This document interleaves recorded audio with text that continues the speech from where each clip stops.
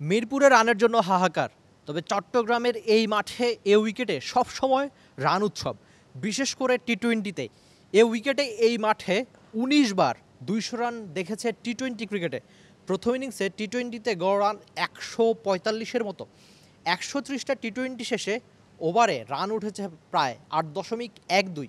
এই পরিসংখ্যানটায় জানায় এই মাঠে কত বেশি রান হয়ে থাকে। এমনকি বিপিএল ইতিহাসের সেরা 10টা টিম টোটালের 8টাই এই মাঠে, অন্য দুটোর একটা সিলেটে, একটা মিরপুরে। এই পরিসংখ্যানগুলো জানায় এ উইকেটে কত বেশি রান হয়ে থাকে। মিরপুরে ওয়ানডে ক্রিকেটে আমরা দেখছিলাম যে শুরু থেকেই এই উইকেট নিয়ে, মিরপুরের উইকেট নিয়ে কত আলোচনা, কত সমালোচনা। তবে চট্টগ্রামের এই মাঠে সবসময় রান হয়ে থাকে। টানা তৃতীয়বার অর্জন করেছে দেশের সেরা সুপার ব্র্যান্ড স্বীকৃতি বসুন্ধরা টিস্যু।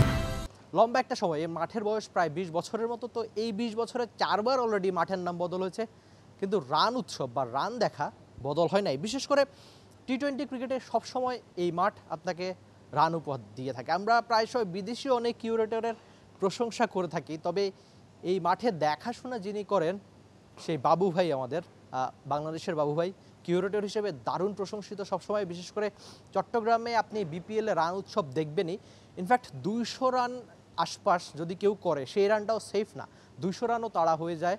আর বাংলাদেশি সব ব্যাটার এই মাঠে খেলতে পছন্দ করেন, বিশেষ করে টি-20 ক্রিকেটটা। কেননা টি-20 ক্রিকেটটা রানের খেলা, আর রান করাটা একটা অভ্যাস। আপনাকে বড় রান ওই আপনি হুট করে নামবেন, আপনি সবসময় 120 রানের উইকেট বা 150 রানের উইকেটে খেলে 200 রান করবেন, তা হয় না। কিন্তু আপনাকে ওই প্রতি রানের অভ্যাস যেটা, সেই অভ্যাসটা বানাতে হলে আপনাকে রান করা যায় বা ব্যাটিং ফ্রেন্ডলি উইকেটেই আপনি খেলতে চাইবেন। সেই ব্যাটিং ফ্রেন্ডলি উইকেট হচ্ছে এই চট্টগ্রামের এই উইকেট। যে উইকেটটা আপনি একদম শুরু থেকে দেখছিলেন, এই উইকেটে রান হয়ে থাকে, যেটা আমরা বারবার বলছিলাম। তো এখানে কিউরেটররা সবসময় চেষ্টা করে থাকেন যে যেন রান হয়। আর উইন্ডিজের ব্যাটাররা অনেক বেশি রান করতে পারেন, টি-20 তাদের খেলা। কিন্তু বাংলাদেশের সবশেষ যে সিরিজটা উইন্ডিজের সঙ্গে, উইন্ডিজের মাটিতে তাদের হারিয়েছিল। তো সব মিলিয়ে বলা যায় যে অনেকটা রান উৎসব দেখা যেতে পারে। সেখানে যদি একটা দল 200 রানও করে ফেলে, সে রান হয়তো চেজও হয়ে যেতে পারে।